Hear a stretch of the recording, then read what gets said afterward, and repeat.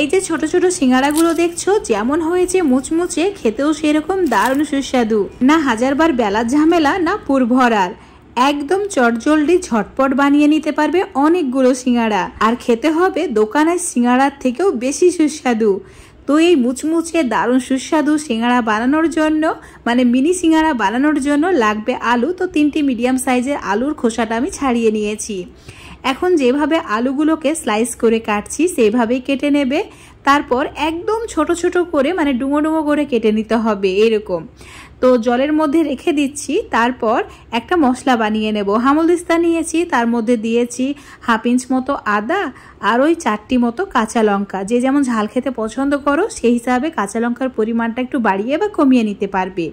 আর লঙ্কার পরিমাণটা একটু বেশি দিলে বেশি ভালো লাগে। ছোট বাচ্চাদের জন্য যদি বানাও তাহলে কম দিতে পারো। তো এখন চুলোর ওপর কড়াইয়ে তেল গরম করে নিয়েছি।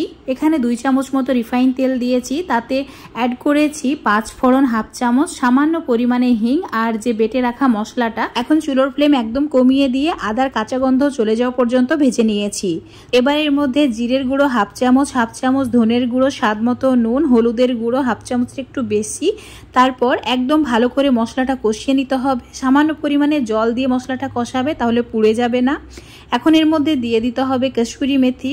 তো 1 মুঠি পরিমাণ কসুরি মেথি অ্যাড করেছি। কসুরি মেথি দেওয়ার কারণে এটা খেতে বেশি ভালো লাগে, তোমরা চাইলে না দিতেও পারো। চিলি ফ্লেক্স অ্যাড করেছি ওই 1 চামচ মতো। তারপর ভালো করে মশলাটা কষিয়ে নিয়ে কেটে ধুয়ে রাখা, মানে জল ঝরিয়ে রেখেছিলাম, সে আলুটা অ্যাড করে দিয়েছি। ভালো করে মশলার সঙ্গে 1 মিনিট মতো কষিয়ে নেওয়ার পর ঢাকা দিয়ে লো ফ্লেমে 5-6 মিনিট মতো রান্না করে নেব।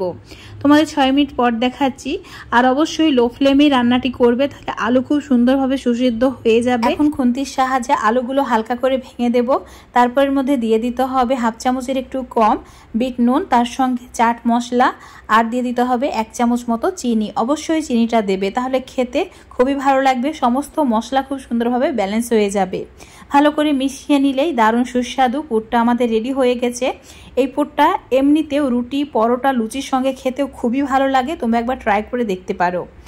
তো এটা এখন সাইডে রেখে দিচ্ছি ঠান্ডা হওয়ার জন্য। এদিকে ডোটা বানিয়ে নেব। তো 1 কাপ মতো ময়দা নিয়েছি। 1 কাপ ময়দাতেই তোমরা প্রায় 40টা মতো সিঙ্গাড়া ইজিলি বানিয়ে নিতে পারবে। তো স্বাদ মতো নুন আর সামান্য চিনি আর 1 চামচ মতো সাদা তেল দিয়ে দিতে হবে। আর দিয়ে দিতে হবে সামান্য পরিমাণে কালো জিরে। অবশ্যই কালো জিরেটা দেবে, তাহলে খুব সুন্দর সুগন্ধ বের হবে। আর এখানে 1 কাপ আটার জন্য 1 চামচের বেশি তেল দেবে না, তাহলে ভাজার সময় অতিরিক্ত তেল টেনে নেবে আর সেই সিঙ্গাড়া খেতে ভালো লাগবে না। সমস্ত কিছু ভালো করে মিশিয়ে নেওয়ার পর অল্প অল্প করে জল দিয়ে ঠিক এরকম একটা ডো বানিয়ে নিতে হবে। এই ডোটা রুটির ডোয়ের থেকে একটু শক্ত করে মাখতে হবে। ওই 5 মিনিট মতো রেস্টে রেখে দিয়েছিলাম। খুব সুন্দরভাবে সেট হয়ে গেছে। তো হাত দিয়ে আরও একবার ভালো করে মথে নিচ্ছি।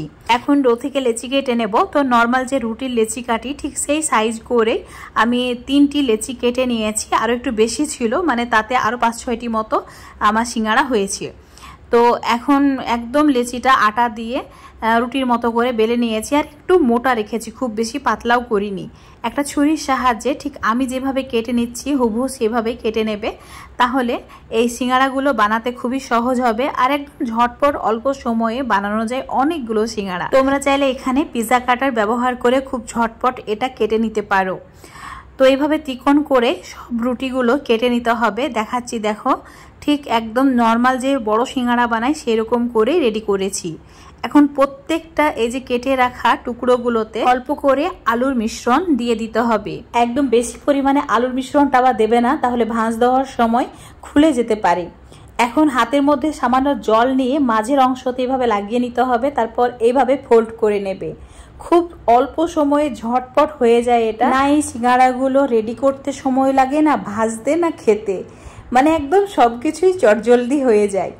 তো ঠিক এখন একটা সিঙ্গাড়া নিয়ে তোমাদের দেখিয়ে দিচ্ছি। দেখো, মানে 2 সাইডটা ঠিক মাঝখানটা নিয়ে এসে জয়েন করে দিতে হবে। তারপর সাইডগুলো এভাবে চিপে চিপে বন্ধ করে দিতে হবে। তাহলেই ব্যাস একদম সিঙ্গাড়ার মতো রেডি হয়ে গেল। এখন তোমরাই বলো, এটা দেখে কি বোঝা যাচ্ছে এত সহজে বানানো হয়েছে? খুবই সহজে হয়ে যায়। আরও একটি বানিয়ে তোমাদের দেখিয়ে দিচ্ছি। আমার কাছে বড় সিঙ্গাড়ার চেয়ে এই মিনি সিঙ্গাড়া বানানো বেশি সহজ মনে হয়। আর যখনই সিঙ্গাড়া খেতে মন চায় এভাবে চটজলদি ঝটপট মিনি সিঙ্গাড়া বানিয়ে নিই। তো আমার প্রায় 40টা মতো সিঙ্গাড়া হয়েছে। এখন এই সিঙ্গাড়াগুলো ভেজে নেব। ভাজার জন্য অবশ্যই তেলটা হালকা গরম করতে হবে আর চুলোর ফ্লেমটা মিডিয়ামে রাখবে প্রথম থেকে শেষ পর্যন্ত। হাই ফ্লেমে বা একদম লো ফ্লেমে ভাজা যাবে না, তাহলে সিঙ্গাড়াগুলো সেইভাবে কুক হবে না। মিডিয়াম আছে যদি প্রথম থেকে শেষ পর্যন্ত সিঙ্গাড়া ভাজা হয় তাহলে ভেতর পর্যন্ত একদম মুচমুচে আর খাস্তা হবে, আর সিঙ্গাড়ার গায়ে একটু তেল লেগে থাকবে না, একদম শুকনো শুকনো হবে। তো দেখতেই পাচ্ছ গোল্ডেন ব্রাউন করে আমি ভেজে নিয়েছি। এখন তেল ঝরিয়ে জাস্ট সার্ভ করে নেব আর বাকিগুলো একইভাবে ভেজে নেব। তোমরা চাইলে সিঙ্গাড়াগুলো একবারেই বেশি পরিমাণে তেল দিয়ে ভেজে নিতে পারো। আমি 2 ব্যাচে ভেজে নিয়েছি। আর আমি যেভাবে সিঙ্গাড়াগুলো ভাজ দিয়েছি হাতের মধ্যে অল্প একটু জল লাগিয়ে, সেভাবে যদি তোমরাও বানাও তাহলে ভাজার সময় একটা সিঙ্গাড়া তেলের মধ্যে ফেটে যাবে না, মানে পুরটা বেরিয়েও যাবে না। সব সিঙ্গাড়াগুলো নিট অ্যান্ড ক্লিন হবে আর দেখতে খুবই সুন্দর লাগবে। দেখতে পাচ্ছ কতটা মুচমুচে আর খাস্তা হয়েছে। এখন প্রায় মাঝে মধ্যে বৃষ্টি হচ্ছে, তো এইরকম মিনি সিঙ্গাড়া পেলে আর কি চাই, সন্ধেবেলায় একদম জমে যাবে। তো আজকের রেসিপি ফলো করে অবশ্যই একবার বাড়িতে ট্রাই করে দেখবে।